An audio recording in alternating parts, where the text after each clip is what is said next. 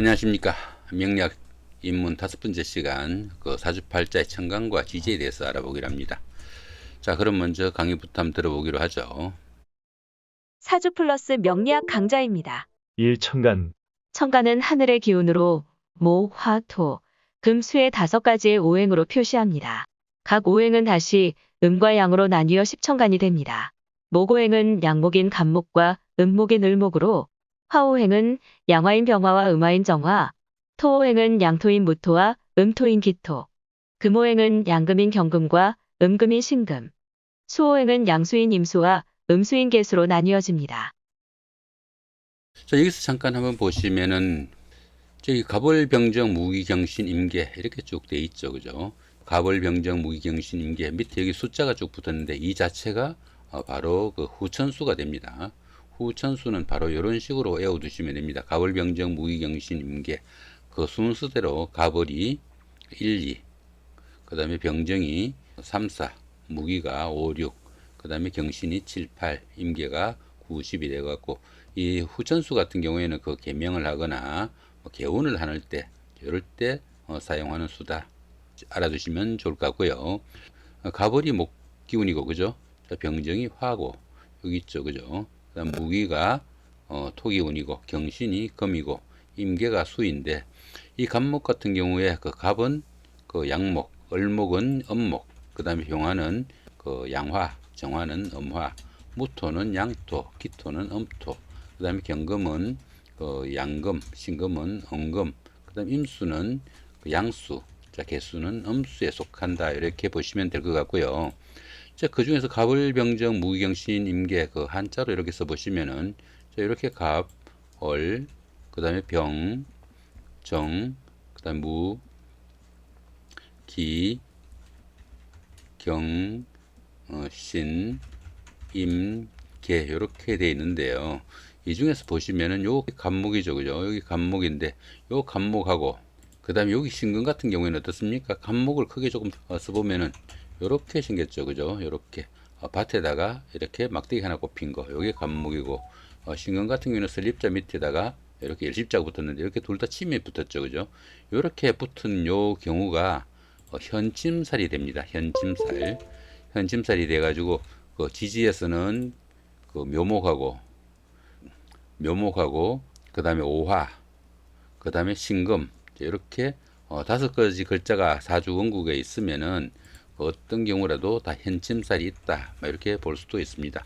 이 현침살이 있는 사람들은 언변이 유창해가지고 상당히 말을 잘한다 이렇게 볼 수도 있지만은 성격이 좀 날카롭고 비판적이라 가지고 남들한테 조금 아픈 상처되는 콕콕 찌르는 그런 말을 잘한다 이렇게 보기도 합니다. 그러다 보니까 다른 사람들과 좀 대립각도 좀 생길 수 있겠고 하니까 자기 성격을 조금 누그러뜨리는 그런 노력도 좀 필요할 것 같다 이 정도 보시면 될 것 같습니다. 자, 그러면은 그 진짜로 현침살이 어떻게 그 원국에서 동작하는지 한번 보기로 하죠. 자, 여기 잠깐 보시면은 여기 예시로 한번 보죠. 보시면은 여기 간목이 현짐살이라고 그랬죠, 그죠? 여기 간목이 현짐살, 요것도 현짐살, 요것도 현짐살. 그다음에 여기 신금이 현짐살이라고 그랬죠, 그죠? 요렇게. 요 보시면은 밑에 보시면 어떻습니까? 여기 현짐살 여기 있죠, 그죠? 여기 간목이 있으니까. 그다음 여기도 현짐살이 여기 있죠. 여기 신금과 같이 있으니까 여기 현짐살이 있고, 그죠? 여기 신금이 있으니까 이렇게 현짐살이 있습니다. 간목하고 그다음에 신금, 천간에는 간목하고 신금, 지지에는 그 묘목, 그다음에 오화, 그다음에 지지에 신금 이렇게 5가지 글자가 있으면은 현짐살이 된다. 이런 거 뭐 덩달아 하나 같이 외워두셔도 도움이 되겠죠. 이렇게 현짐사열 같은 경우에는 일주에 있을 때가 가장 강하고 다른주에 있을 때는 조금 상대적으로 약하다. 그 정도도 덩달아 외워두시면 좋을 것 같습니다. 1. 간목. 간목은 양목으로 큰 나무로 비유됩니다. 우두머리 기질이 강하고 타인의 간섭이나 통제는 꺼리게 됩니다. 시작을 나타내며 자신감이 넘치고 언제나 자신이 최고라는 자부심이 있습니다. 적극적이고 강인한 행동력을 나타낼 지도자로서의 자질이 돋보입니다. 2. 을목. 을목은 음목으로 화초나 잔디, 넝쿨 등으로 비유됩니다. 착근력이 뛰어나 폭이나 좌절하는 경향이 적고 환경에 대한 적응 능력이 탁월합니다. 다른 물체를 이용해 자신의 목적을 달성하려는 성향도 지닙니다. 음목의 특성상 현실적, 실질적 생활 태도를 가집니다. 3. 병화. 병화는 양화로 빛과 열을 발산하는 태양에 비유됩니다. 실제 손으로 만질 수 없는 기적 의미가 강해 주변 환경의 영향을 덜 받는다고 봅니다. 열정적이며 소신과 원칙이 분명한 타입으로 예의가 바릅니다. 모든 일에서 긍정적이고 적극적이며 가부가 명확합니다.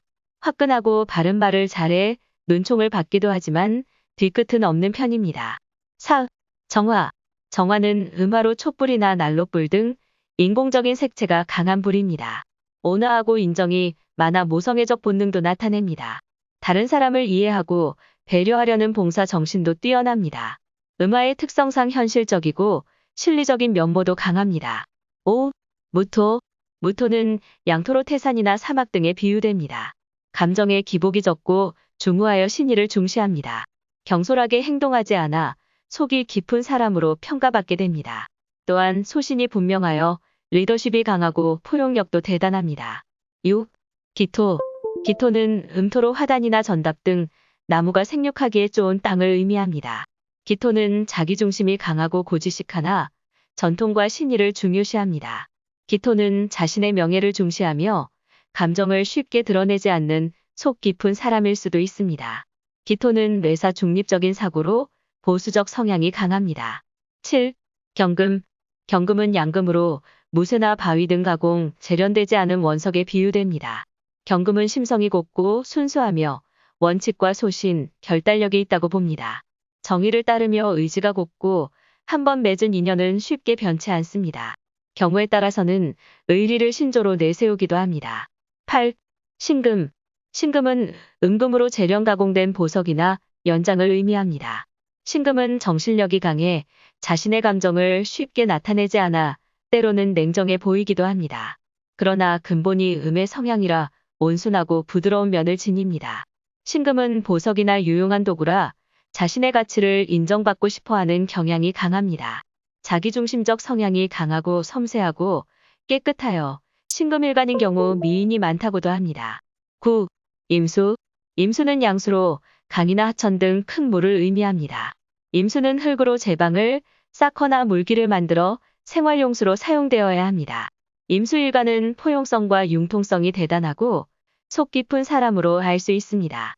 마음이 넓고 이해심이 많은 사람으로 침착하고 여유가 있으며 자신의 감정을 잘 드러내지 않습니다. 임수는 긍정적 사고를 가지고 유연하고 지혜로우며 자신을 낮추는 겸손함도 보입니다. 10. 개수. 개수는 음수로 시냇물이나 이슬비 안개 등을 의미합니다. 맑고 깨끗하며 속이 들여다 보이는 물이라 거짓이 없습니다. 개수는 마음이 여리고 순종적인 면모가 강해 다른 사람의 보호 본능을 자극하기도 합니다. 온순하고 총명하며 혼탁한 물인 임수를 가까이 하지 않으려는 경향도 생깁니다. 자, 여기서 간단하게 그 몇 가지 조금 보충 설명을 좀 드리면은 간목 같은 경우에는 그 얼목을 필요로 하지 않습니다. 간목은 어떻습니까? 쭉쭉 뻗어가는 이렇게 큰 나무다가 보니까 얼목은 넝쿨이라고 보면 되겠죠. 이 넝쿨은 그 도움이 되지 않는다 보시면 되겠고, 그 대신에 그 얼목 같은 경우에는 간목이 도움이 되죠. 왜냐하면은 이렇게 감고 올라가잖아요, 그죠? 어디 올라가건 할 때 이렇게 그 얼목은 겁재인 간목이 도움이 되지만은 간목 같은 경우에는 겁재인 얼목은 도움이 되지 않는다 이렇게 보시면 되겠고, 여기 신금 같은 경우에는 이미 그 재련 가공된 그 보석이라 가지고 태양, 병화가 필요하지 않는 그런 경우가 될 수도 있겠고, 여기 정화 같은 경우에는 정화죠, 그죠? 이 정화는 촛불, 뭐 난로불, 뭐 이런 것들처럼 어느 정도 한정된 공간에서 빛이나 열을 발산해 가지고 주변을 밝혀주는 그런 역할이라 가지고 밖에서 큰 일을 하기보다는 좀 가정적이고 순종적인 그런 면모가 좀 강하다 이렇게 볼 수 있겠고, 이 개수 같은 경우에는 그 이슬비 아니면 시냇물 뭐 이런 것들처럼 맑은 물이라 가지고 속이 비치는 물이라 가지고 좀 순종적인 그런 면모도 보인다 이렇게 볼 수도 있습니다. 이렇게 간단하게 조금 부첨해 드렸고요. 자, 그 다음에 이어 가지고 지지 한번 살펴보기로 하죠. 이지지. 지지는 땅의 기운으로 사계절 운동을 하게 됩니다. 따라서 지지는 목, 화, 금, 수로 계절을 표시하고 토로 각 계절의 환절기를 나타냅니다. 애당초 주나라는 동지인 자월을 1월로 한 해가 시작되었으나 한나라의 한무제가 지금의 입춘 중심인 인월을 한 해의 시작으로 바꾼 것이 지금까지 이어지고 있습니다.